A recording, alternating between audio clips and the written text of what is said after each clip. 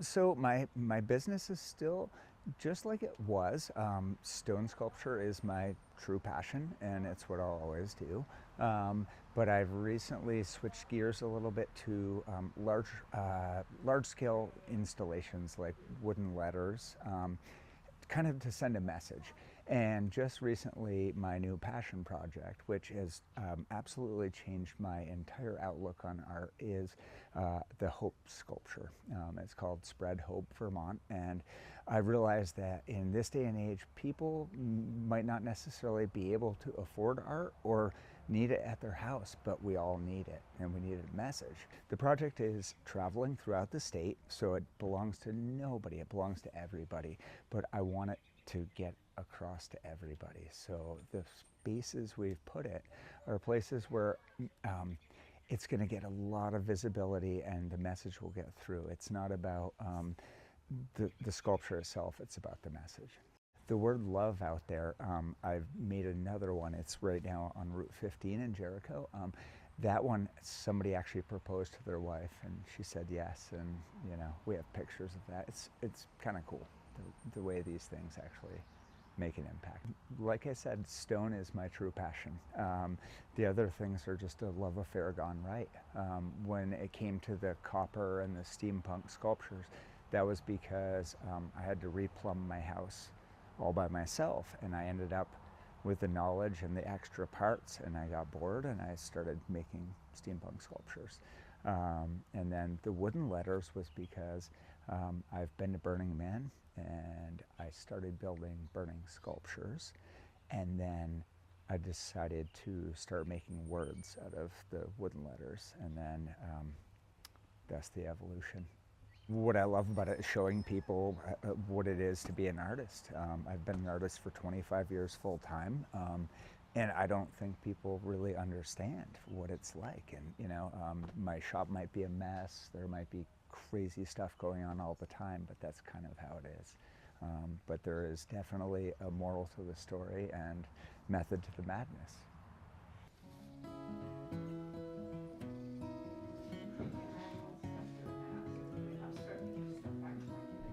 Today I'm giving painting demonstrations, so I'm working on a stream scene right now, and the art that I have on display is, some of it is clean out my studio sales, so it's big discounts on some older pieces that I hope can resonate with somebody. And on this back wall here I have just some examples of my work that are primarily impressionistic landscape scenes of Vermont.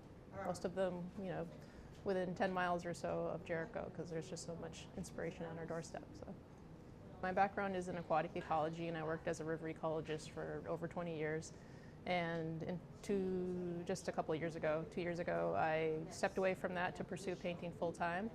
But I think that science and art really go hand in hand, in that they're really rooted in the skill set of observation. So I feel like it was kind of a seamless transition for me to pursue art, in that I've really spent my whole life observing things and absorbing them, and so now I get to use those observation skills in a more creative way, and something that I find very fulfilling. And I guess some of the new work that I'm working on, I will have a show in the Emil Gruppi Gallery opening on June 14th that is all mountain-inspired work. So lots of mountain landscapes, mountain vistas, close-up forest trees, mossy trails, that kind of thing. And it's really about my experience, really the soul searching that I did as I made that transition from scientist to artist, and how I use the mountains as a place to sort of figure out my journey. So, my great-grandfather, Charles P. Gruppi, and my grandfather, Emil Gruppi, were both artists who made their living as artists, and my uncle, Robert Gruppi. And so, yeah, I guess I'm really the fourth in the line. My middle name is Gruppi, so I'm one of the Gruppies. What I love about Open Studio is just the interactions with people, getting to show people, you know, how I paint. That's why I'm doing painting demonstrations today.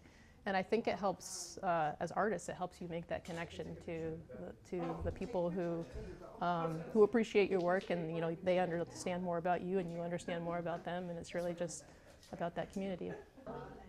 My name is Maggie Smith. We're the Vermont Pastel Society, the Champlain region. And so we have an exhibit currently here. So I'm doing a little demo to show what pastels are all about. Because a lot of people don't really know a lot about pastels. We have monthly meetings, we do painting activities together, and we have two shows a year. We have a show coming up in 2026 in Burlington. I started with watercolor, which is a frustrating media, so I discovered pastels, and they're very forgiving. You can make layers and layers and layers, and you can actually wash the layers off and start over. And the thing about pastels is they have a quality that creates light, and so most artists are striving to create light in their paintings, and so pastel is very effective once you can figure it out to get that quality of light. We often paint plein air, which is outside, so we would be doing that today, but the weather's not great. So, and that's another way, like there's a group in Essex called the Essex Art League, and they go out every Thursday and paint together outside all winter. It's a good way of socializing and getting to know people. I moved here a year ago from the Putney, Brattleboro area, and I've met people up here through the pastels.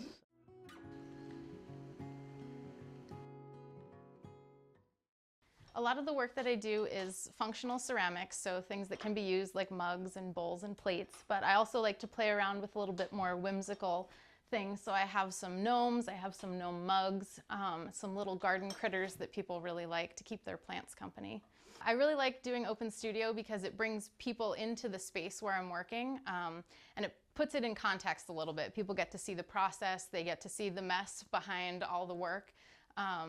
And it's nice to bring people in and also not have to lug all your work across town to set up at an event. People come to you, which is really nice. So I took some pottery classes in college, which feels like ages ago at this point. And then I kind of traveled around, lived a bunch of different places, and didn't really have a space to work until we moved here to Jericho. And I was determined to find a place where I could have my own studio. And so we landed here about 5 years ago, and I've been doing pottery ever since. A lot of the comments that I get are the mugs people pick up. They really like the handles. So a lot of what I focus on is that the work feels good in your hand. It doesn't just look pretty, but it functions in a nice way. A lot of the things that I make and I make again as I use them myself and find ways to make them work better.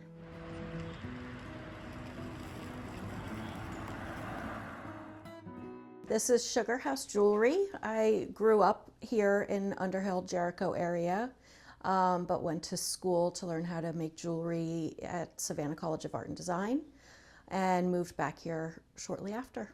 Started working on this shop when we bought this house in 2019.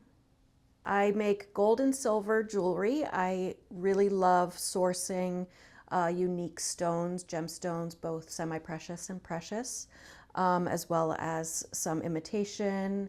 I do like doing lab-created diamonds, just for having ethically sourced materials for diamonds.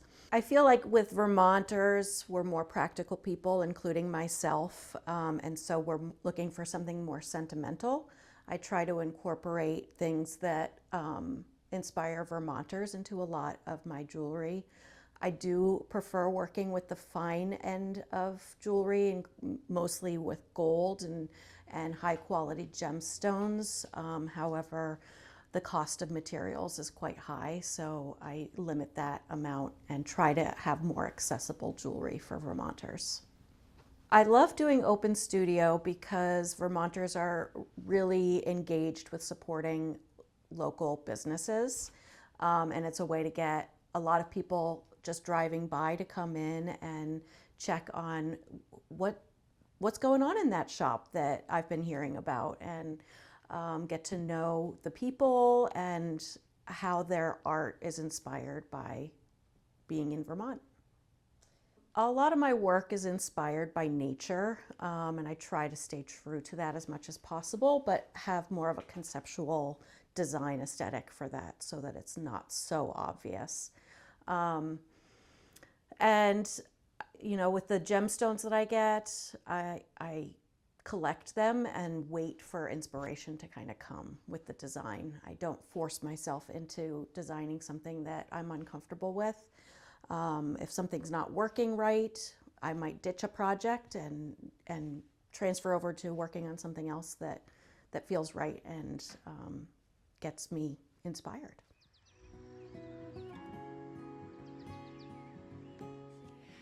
My first year that I did it living in Underhill was 2009, which was actually when I officially made Sweet Enemy Art my actual business name. 2010 was my first time doing it here at the house.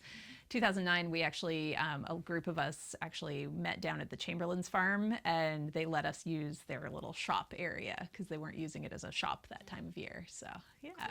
And so then I went, I'd like to do it at my house, and cleaned up my house, and now I've been doing it ever since. I love seeing people's reactions when they come into the studio, but also the house in general, because like we're very quirky, as and most artists tend to be, and we have lots of things that we kind of just curate around the house, like little piles of interesting things that inspire us, because my husband also does art. And so it's fun to see people like discover things as they come into the house. And then I get to show them all the background things that I don't usually bring to a show, like my sketchbooks, how I arrange my table, how messy it is. Like I like leaving that like the way I work, how small my palette area actually is, things like that are fun. And you know, it's meeting people from all over, sometimes from out of state, sometimes local, and sometimes people who've been here before, but they're just like, what's new? So yeah, that's really fun. I always try to have something new things that I'm working on are always happening anyway. Like I had somebody ask me how many new pieces I'm working on, and I'm like, probably 12, because maybe I have undiagnosed ADHD, but also I find I like to work from one piece to the next on the same day, just because then I'm not overworking something. I do frame up new pieces. I have my mat cutting actually set up in the dining room so people can see how I do cutting of that. And then, because I used to work as a picture framer years ago. So it's kind of fun showing people like, oh, this is how I prepare everything. And then I have some pieces that are in progress there too. So yeah, as time allows, I'll go over and like finish another piece. So yeah. I tend to work in pencil and colored pencil, sometimes together. A little bit of pen and ink with watercolor, and then I love acrylic paints too because they're so versatile. You can paint on so many different surfaces, and like from handmade papers to wood panels to just sketch papers or little sculptural things. So that's what I've narrowed it down to. And definitely my style changes a little from medium to medium, so that's kind of fun too. Yeah.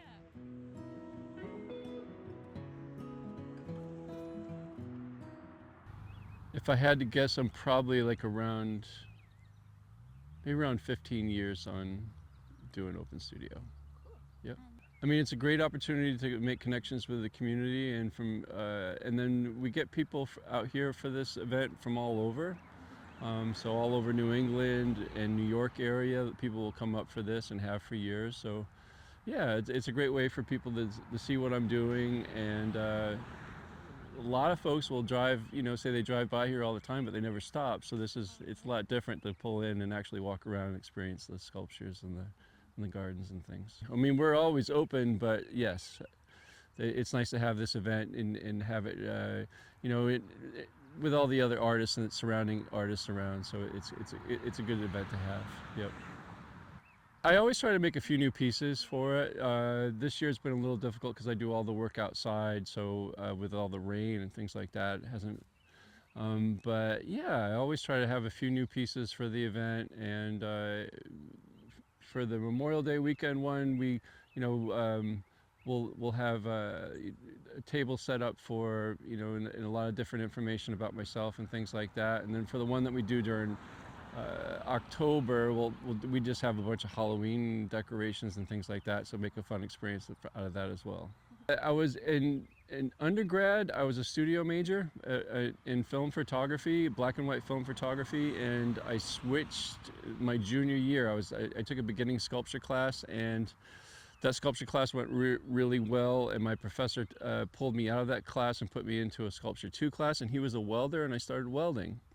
And my family had connections working in steel mills and things like that, so it all seemed really natural to me. So then I went on to graduate school and have an MFA in sculpture from Northern Illinois University, and I haven't stopped making steel sculptures since. Yeah. I think it's my 4th year doing Open Studio. I think the best thing about it is the interaction with people who come and see and talk and ask questions. And yes, the interaction is the best part. Once in a while I sell something, sometimes a few things, and that's great, but more valuable is the interaction for sure. And I've designed this garage gallery so that it's minimal work to reset it up and put new things. I put new things out that come from the previous year, but no, I don't make anything specifically for the Open Studio. Okay, most of these in this show are oil pastel. A few are watercolor and regular pastel. Some are just regular pastel, but again, most are oil pastel. I like oil pastel, ironically, because it's very clumsy, and it forces me to be inventing. And so when I start something, the start is just like a theme, and I'm forced to invent and invent to keep working on the composition, and so I like that.